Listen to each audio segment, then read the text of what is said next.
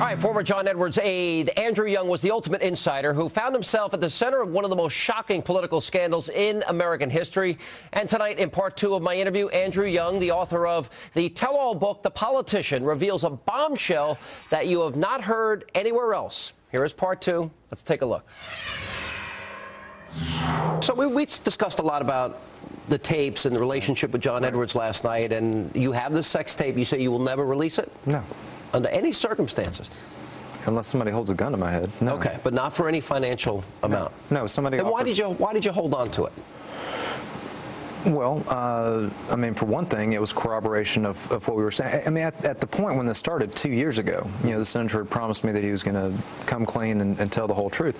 At that point, Elizabeth and John were still held in high esteem, Elizabeth especially. Nobody would have believed our words. I mean, we're little peons. Mm-hmm. Which is where I kind of wanted to go tonight with you after the interview we had last night. It did not end well. Here you facilitated John Edwards' affair. Right. You covered for John Edwards. Right.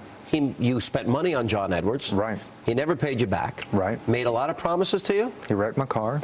Yes. Okay. All of that. And then I was a little shocked after all that you had done for him. Tell everybody how the relationship ended and what he said to you. There was at the very end, he had Fred Barron call me and send me a text that said... Fred Barron is the guy that was... The trial lawyer, right, who desperately wanted Edwards to be the Attorney General, mm-hmm. And who's since passed. But he sent me a message, drive... And the bizarre thing about this was, at this point, Elizabeth had taken away all of the senator's car keys and cell phones, and I just thought that was the most bizarre thing, that this guy was almost the leader of the free world, and he didn't have a cell phone or a car. Except for the bat phone to Riel Hunter, which you held. Yes, yeah. Yes. But, well, that had been before. Now, after he was caught, it was gone. But he told me to drive a mile to the right of the senator's driveway and just park, and the senator would find me. So he pulls up in this black Suburban, and he starts driving. We're driving out in the middle of country roads here and there. And then he has me get in the car with him. And he's acting bizarre. He's acting kind of like he's drunk. He's talking on the cell phone. He's looking in the rearview mirrors. And all I could think of was Vince Foster and all this weird, because we were caught between some, you know, billionaires and some very powerful people and a guy who was in viable contention for VP or Attorney General, mm-hmm. and nobody knew where I was. Mm-hmm. So I was scared to death of him, and we went through the whole thing, and then at the end of it, I told him, I said, look, since you've asked me to do this, I didn't record conversations. I saved the voicemails that you left on my cell phone, and I've saved the emails. And you told me I had the tape. And I told him I had the tape. I mean, it wasn't a threat. It was a way of telling him. And he said to you, Andrew, you cannot hurt me. You cannot hurt me. When did he stop seeing Hunter? When or has he? I don't think he has. I think he's very much probably even now. Yes. And now that they're separated. All right. Let me go through, because you did save some of the voicemails. Right. All right. We've got 3 of them. We're going to roll the first one. This is where he says, Andrew, it's John. Here's what he says. Andrew, it's John. I'm going to leave you this message just in case you get a call from me where I ask you what's going on. That's the reason we're calling is because Elizabeth's standing there.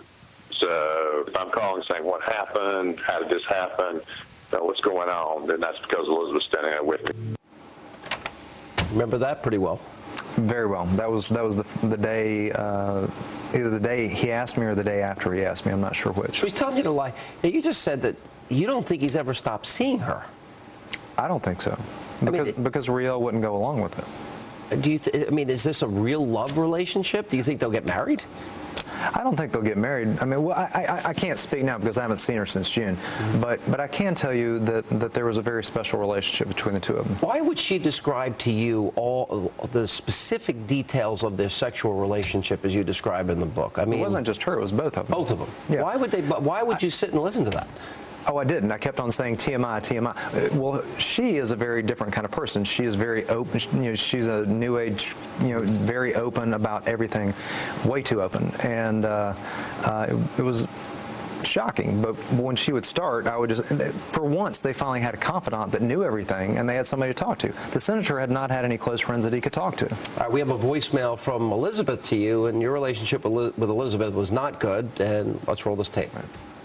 This is a completely crazy, desperate, pathetic woman. with no skills and no possibility of employment. You're going to have to take care of your baby. If you do that, she won't behave in this erratic way. And then you and your concubine and your entire family can stay out of our lives. She believed what Edward said, which was you were the father and that you were the one having the long-term affair. Right, and that's what made sense to me at the end of doing the book, was that for a long time he had been throwing me under the bus. He actually nicknamed me "Throw him under the bus young." He had been blaming stuff on me whenever it was suspicious. There were also a series of voicemails, tons of them that I saved, where Elizabeth would call in the middle of the night, put on the voice of a 14-year-old girl, and threaten my wife's life, or say, this is not Andrew's first woman, or accuse me of stealing her dead son's baseball cards. You going to release those? That would be something that my lawyer needs to determine if we can do. Yeah. All right. Now, for all the protection of the John Edwards that you had over the years, he did often tell you, "I love you, you're like family." Here's one of those examples. Andrew, that was John, 7:27 East Coast time. I had a wonderful conversation with Long and wonderful conversation with Buddy. She will be there no matter what. I think we can completely count on her. And I just wanted you to hear that. And once again, to tell you I love I really love you, Andrew. See, if you had words to describe John Edwards now, the guy you once believed should be president, right? Give me the adjectives. Give me 5. Despicable, calculating,